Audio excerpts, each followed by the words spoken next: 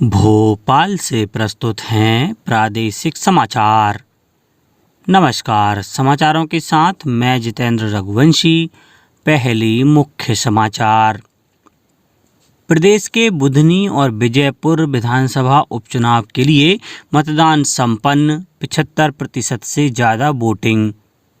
प्रधानमंत्री नरेंद्र मोदी ने देश के विभिन्न रेलवे स्टेशनों पर 18 जन औषधि केंद्रों का किया शुभारंभ।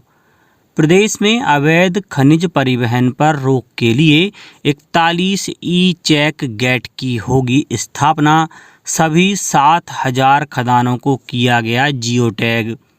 और वरिष्ठ नागरिकों के आयुष्मान कार्ड बनाने में मध्य प्रदेश देश में अव्वल। अब समाचार विस्तार से।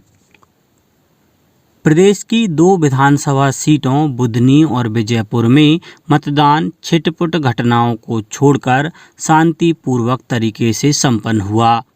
सीहोर जिले की बुधनी सीट पर उत्साह के साथ मतदाताओं ने अपने मताधिकार का इस्तेमाल किया। यहां शाम 5 बजे तक 72% से ज़्यादा मतदान हुआ। वहीं विजयपुर में 75% से ज़्यादा वोटिंग हुई। सीहोर में केंद्रीय कृषि मंत्री शिवराज सिंह चौहान ने पैतृक गांव जैत में सपरिवार वोट डाला। बुधनी विधानसभा में मतदाताओं द्वारा पूरे उत्साह और उमंग के साथ मतदान किया गया। मतदान में अपने मताधिकार का उपयोग करने महिलाओं, वरिष्ठ जनों तथा युवाओं में भी भारी उत्साह देखा गया। लोकतंत्र के इस महापर्व पर सभी मतदान केंद्रों में बड़ी संख्या में मतदाताओं की सुबह से ही लंबी कतारें देखी गईं। मतदान केंद्रों पर महिला, बुजुर्ग और युवा मतदाता बड़ी संख्या में वोट डालने पहुंचे। गौरतलब है कि श्री चौहान इस सीट से विधायक थे। सांसद बनने के बाद उन्होंने यहां से इस्तीफा दे दिया था। उधर विजयपुर में राम निवास रावत के भाजपा में शामिल होने के बाद उपचुनाव हुआ। विजयपुर में वन मंत्री राम निवास रावत का मुकाबला कांग्रेस के मुकेश मल्होत्रा से है। बुधनी में भाजपा प्रत्याशी रमाकांत भार्गव के सामने कांग्रेस ने राजकुमार पटेल को उतारा था। प्रधानमंत्री नरेंद्र मोदी ने देश भर के विभिन्न रेलवे स्टेशनों पर 18 प्रधानमंत्री भारतीय जन औषधि केंद्रों का शुभारंभ किया। उन्होंने बिहार के दरभंगा से वीडियो कॉन्फ्रेंसिंग के माध्यम से 12,000 करोड़ रुपए से अधिक की अन्य विकासात्मक परियोजनाओं के साथ इन केंद्रों का उद्घाटन किया। ये केंद्र यात्रियों के लिए रेलवे स्टेशनों पर सस्ती दवाओं की उपलब्धता सुनिश्चित करेंगे। इस अवसर पर प्रधानमंत्री ने कहा कि सरकार देश में स्वास्थ्य ढांचे को मजबूत करने के लिए समग्र दृष्टिकोण के साथ काम कर रही है। प्रधानमंत्री ने कहा कि बेहतर जीवन शैली को बढ़ावा देने के साथ योग, आयुष और पोषण को मुख्य स्वास्थ्य सेवाओं में एकीकृत किया गया है।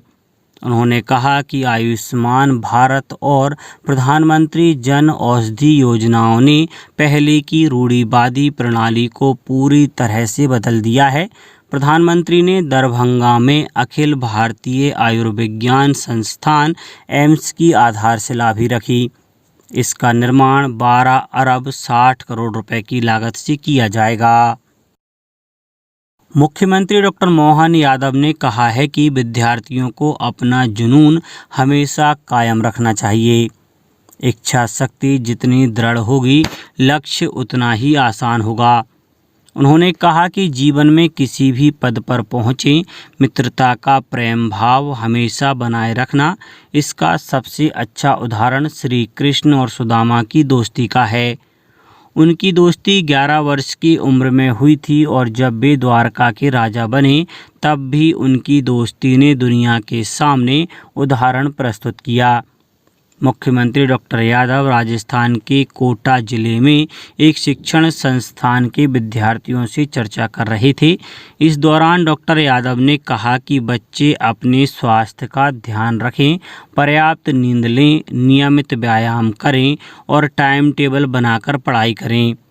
उन्होंने प्रधानमंत्री नरेंद्र मोदी को लक्ष्य प्राप्ति का बेहतरीन उदाहरण बताया, जो साधारण कार्यकर्ता से प्रधानमंत्री पद तक पहुंचे।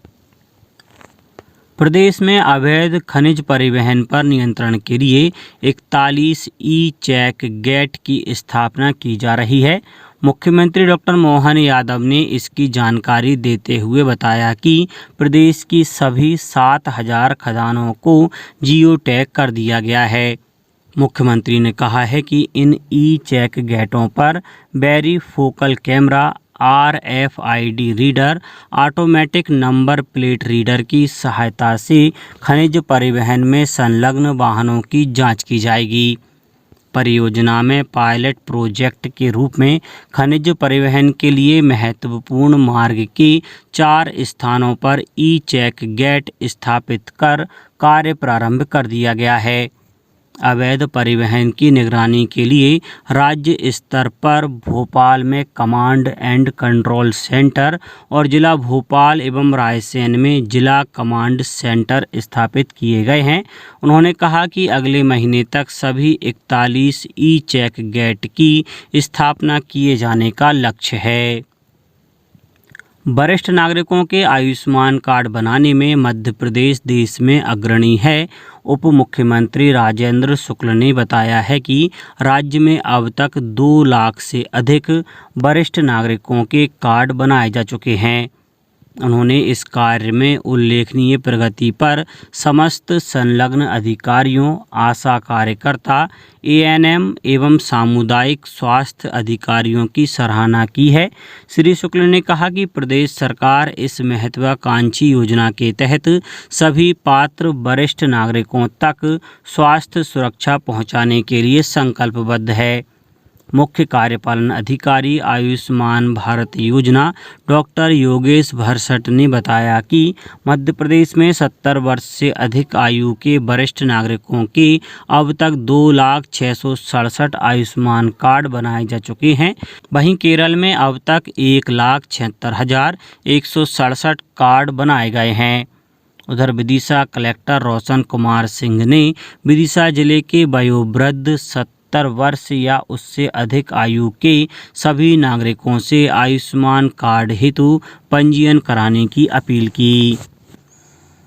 यात्रियों की सुविधा के लिए रेल प्रशासन द्वारा एकता नगर केवड़िया से रीवा के बीच चलने वाली साप्ताहिक महामना एक्सप्रेस में शयनयान श्रेणी के 2 कोच अस्थायी रूप से दोनों दिशाओं में लगाने का निर्णय लिया गया है।